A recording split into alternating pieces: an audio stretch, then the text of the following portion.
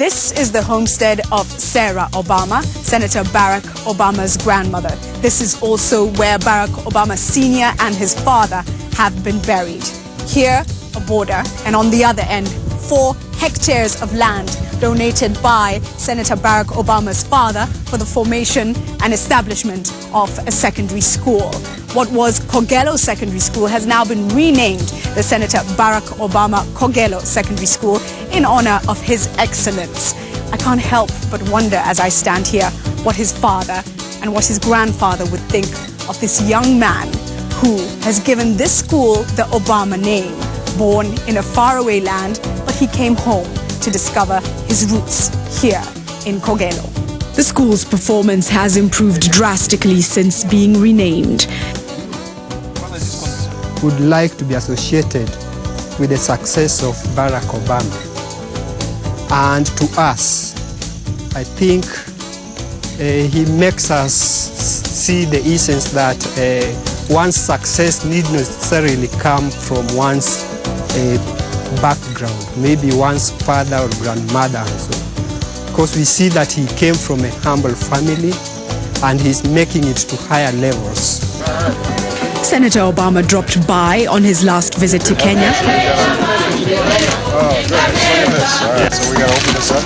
Yeah, please. All right.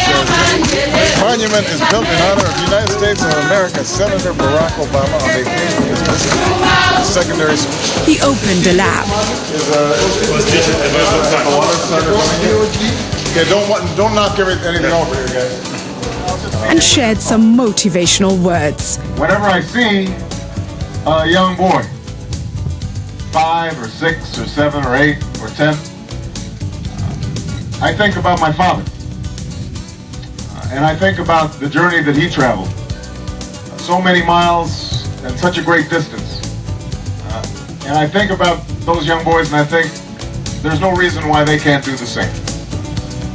And that's why I'm so dedicated to trying to make sure that our young people, not just here in Kenya, but in the United States, in the Congo, in Indonesia, in wherever, that all children have that same opportunity. The students were inspired. His achievement as a Senate in USA is our proud pride. He's a hardworking man, he's an achiever, he's a successor. Yeah. And that can make me to be proud because it's encouraging me to work hard in school. As we toured the grounds with the school administration, we noticed an elderly lady carrying a sack heading towards us from the Obama homestead. That is Sarah Obama, they told us, on her daily visit to the market to sell vegetables. I had been looking forward to meeting this woman. Everyone we spoke to described her as very jovial, humble, intelligent, and witty. Sarah stopped to have a chat with us.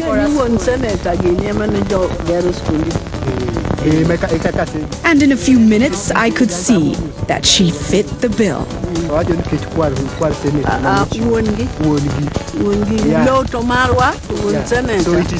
We asked ourselves over for tea the next day to hear the story of the Obama family.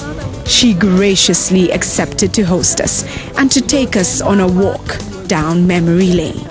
So it's Barack Obama Sr. who donated.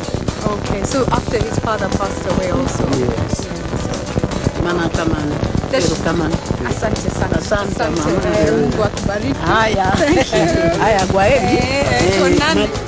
As she headed off to the market, I wondered at the humility of this woman. Her grandson is a U.S. senator. He could be the next president of the United States. Yet she is so unaffected by it all.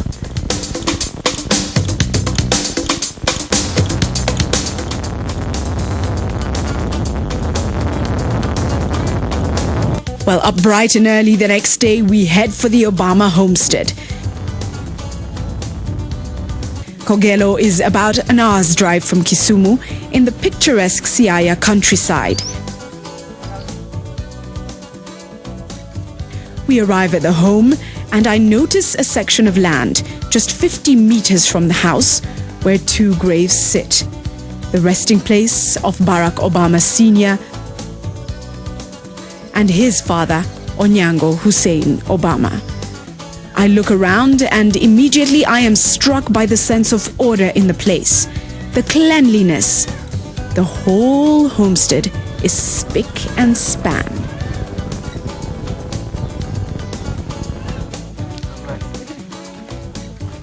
We find Sarah going about her daily chores.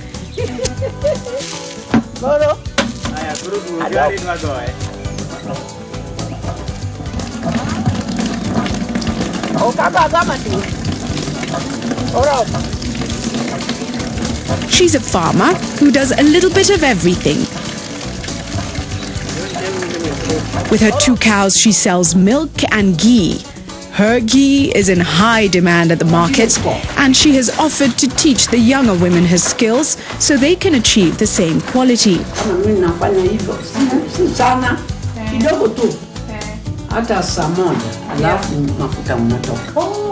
She also grows vegetables for both her own consumption and for sale at the market as well.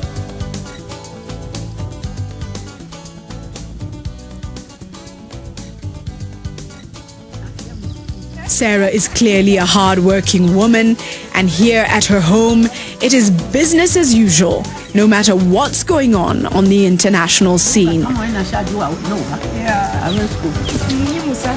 Hata sisi sasa Nairobi tumeona ni lazima watoto waanze kujua lugha, waanze kujua nyumbani. Hapana jua kama nani siku ile yalikuwa naenda kukaa kwa kitu. Yeah. The home is a modern brick structure. It was the location of the original hut built by Onyango, but Barack Sr. renovated the structure. The kitchen is a simple traditional hut, nothing fancy for Mama Sarah. As she completes her daily routine, she tells me that's what everyone calls her. Time now to settle down for the Obama story.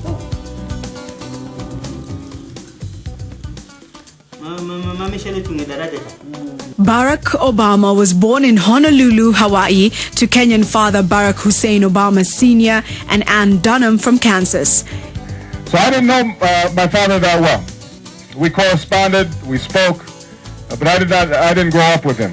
And it wasn't until I was an adult that I came to visit this area. His parents met while both were attending the University of Hawaii, where his father was enrolled as a foreign student. Obama's parents separated when he was 2 years old and later divorced. I discovered that for all my father's education, his life ended up being filled with disappointments. His ideas about how Kenya should progress often put him at odds with the politics of ethnicity and patronage. And because he spoke his mind, sometimes to a fault, he ended up being fired from his job and prevented from finding work in the country for many, many years. And on a more personal level, because he never fully reconciled the traditions of his village with more modern conceptions of family, because he related to women as his father had related to women, expecting them to obey him no matter what he did. His family was unstable. His father went to Harvard University to pursue a PhD and then returned to Kenya, where he died in a car accident when Obama was 21 years old. His mother married Lolo Soetoro, an Indonesian foreign student with whom she had one daughter.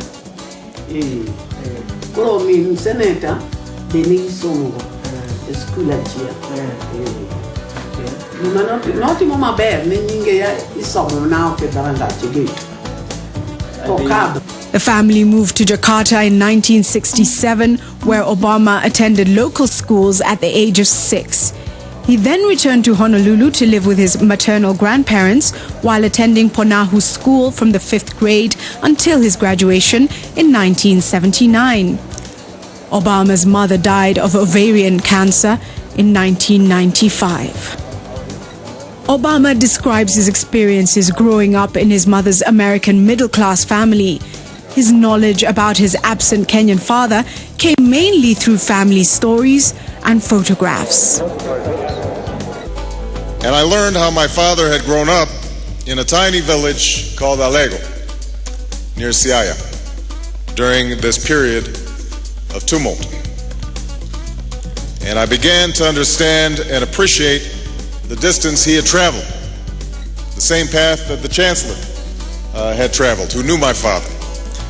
From being a boy herding goats to a student at the University of Hawaii as a consequence of a program that John F. Kennedy had initiated, and then to Harvard University, to the respected economist that he was upon his return to Kenya. All this history of loss, betrayal, disappointment, and recurring dreams of his father. Since she could be the next First Lady, let's take a look at her. Who is Michelle Obama? Obama met Michelle Robinson in 1988 while employed as a summer associate at Sidley & Austin, the law firm where she also worked. They were married in 1992 at Chicago's Trinity United Church of Christ. They have two daughters, Malia, born in 1999, and Natasha, born in 2001. Michelle grew up in the South Shore area of Chicago, graduated from Whitney Young High School in 1981. She majored in sociology at Princeton University, graduating in 1985, and obtained her Juris Doctor degree from Harvard Law School in 1988. They're small. They're comfortable. That's me. I'm the one. They have this. Following law school, she was an associate at the Chicago branch of the law firm Sidley & Austin, where she first met Barack. At the firm, she worked on marketing and intellectual property and was assigned as Barack's summer advisor. Michelle has been his link to African America, its civil rights movement, and its power elite. In May 2006, Essence magazine listed her among 25 of the world's most inspiring women. She currently serves on the board of Treehouse Foods Incorporated. 4 years after Obama's marriage to Michelle, he was elected to the Illinois State Senate from the state's 13th district in the South Side Chicago neighborhood of Hyde Park. In January 2003, when the Democrats regained control of the chamber, he was named chairperson of the Senate Health and Human Services Committee. In 2000, Obama made an unsuccessful Democratic primary run for the U.S. House of Representatives seat held by four-term incumbent candidate Bobby Rush. He ran unopposed in 2002. So, how do you rise above a legacy of disappointment? A situation many Kenyans can relate to.